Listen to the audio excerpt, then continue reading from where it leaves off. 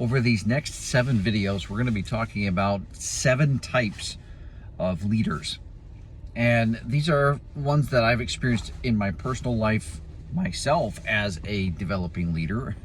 And also I've seen in others as I've worked in different companies and different industries. But the first one that I'm going to start with is the most damaging, and that's a toxic leader.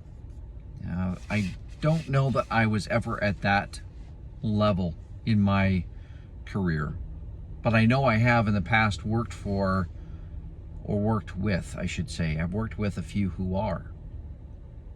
I can't say I've ever worked with an owner or boss who was, but I did work with one, I remember very clearly, who was a toxic leader. And it became very evident soon after this person was not coachable, not willing to change or improve that. And it really impacted the company. We had turnover internally. We had turnover externally with customers. And even though people were saying this person is having a negative impact on our business, it wasn't being heard by ownership.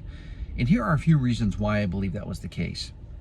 Number one was that one of the most tenured employees had recommended this person. So a lot of trust was put into that person's recommendation. That was number one. Number two was, yes, this person had a lot of tribal knowledge. That would be hard to replace. Number three was this person had a lot of industry experience, so they had a lot of connections. These things, all three of those kind of piled up. And then I think maybe number four, there was just an unwillingness to tackle that. Ownership knows that to go down that path of addressing toxic behavior, it's going to be a struggle. It's not going to be neat. So by the time the writing was on the wall, they were going to have to make a move, that person left. But the damage had already been done.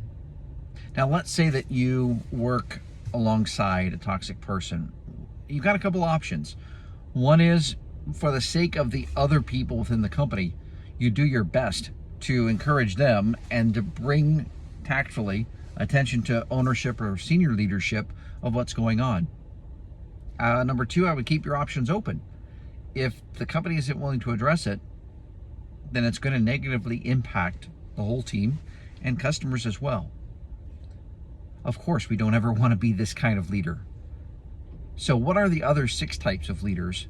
And they're going to get progressively better as we work through these. And this isn't an exhaustive list, but it's just 7 categories that I've seen.